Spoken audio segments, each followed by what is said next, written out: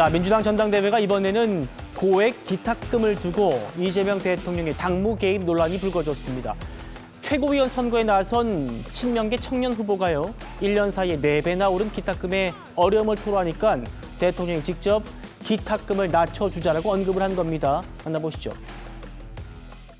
이 기탁금을 내는 게 정치자금법 때문에 후원이 안 된대요. 친족을 통해서 정치자금을 받으면 된대요. 근데 저는 받을 수가 없거든요. 그래서 지금 제가 어떻게 해야 될지 잘 모르겠는데, 선관위에서 저한테 정치자금법을 보내줘서 보는데 거기에 친족의 돈은 받아도 된다고 써져있는 거예요.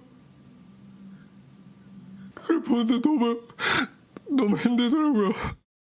정청래 당대표 후보 같은 경우에는 뭐 하룻밤 사이에 4억 4천만 원이 모였다고 자랑하고 있는, 그러니까 이런 모습들을 보면서 상대적으로 원외 청년 후보인 저희들은 제도적으로 법적으로 막혀져 있고, 원내에 이런 국회의원 후보분들은 뭐 법상 이런 제약이 전혀 없고, 이런 데에서 사실은 좀 안타까웠던 부분이 있는 거죠.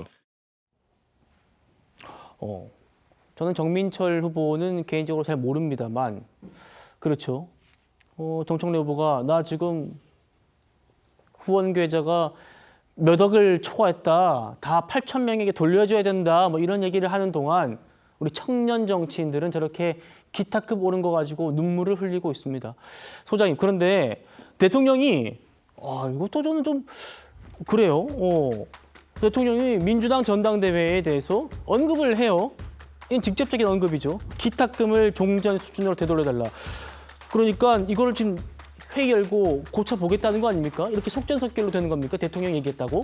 뭐 1호 당원이라고 하는 그 대통령 상징성도 있겠지만, 그 당무 개입이라고 보기에는 실제로 기탁금이 너무 많이 올라도. 그러니까 저런 청년 정치인들 그리고 정치 소년생들이 오히려 정치를 시작하는 데 있어서 그 문턱이 너무 높아서 진입장벽 의 역할까지 하고 있어서. 얼마 올랐길래 그런 거예요? 뭐 대략 뭐 4배 정도 올랐던 것 같습니다. 그 4배요? 예.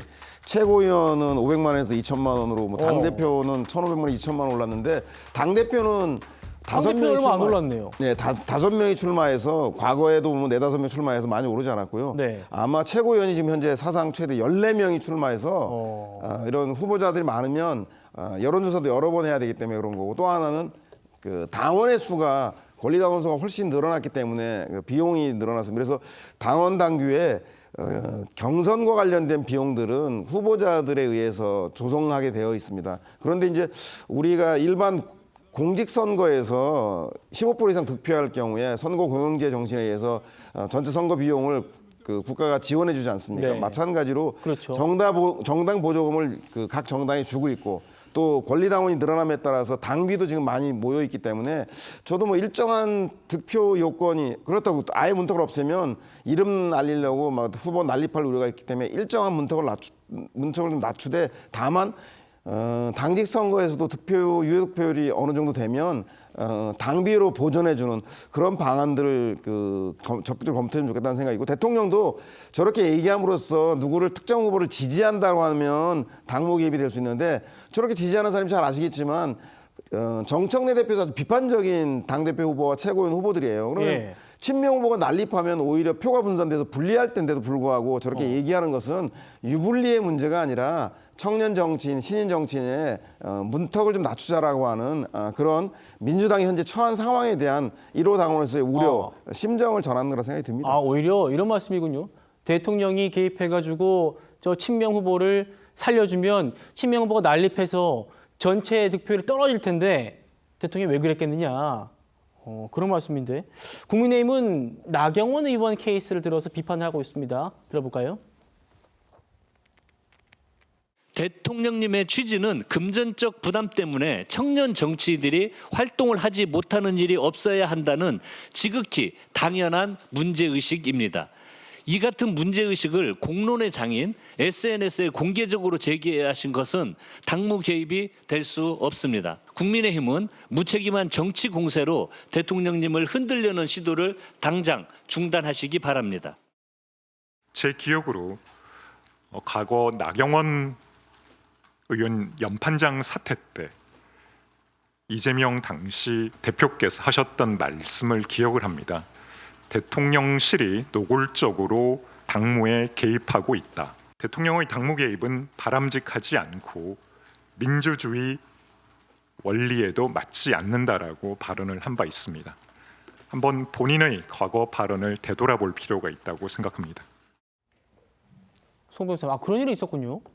그러니까요. 지금 이재명 대통령의 당무 개입성 행위가 계속 반복되고 있습니다. 그리고 그런 것들을 민주당은 자꾸 초점을 흐리려고 하는데, 자, 이게 기탁금 문제 한 번만 이재명 대통령이 거론한 게 아니잖아요. 정청래 전 대표를 향해서 본인이 지지하는 후보가 아니라고 하는 시그널은 지속적으로 보냈습니다. 그건 뭐 일일이 다 반복해서 언급할 필요가 없을 것 같고, 그다음에 최근에 민주당이 경론 끝에 당규를 개정해서 도입하기로 한 선호투표제, 지난 5월 12일에 민주당 국회의장 후보를 선출하는 과정에서 이재명 대통령이 그 트위터 X에 공개적으로 설명을 하고 지지하다시피 한 제도입니다. 그러면 네. 이것도 대통령의 의중이 반영됐다고 볼 수 있겠죠. 그다음에 송영길 전 대표와 김용전 민주연구원 부원장의 출마 자격을 부여하는 문제.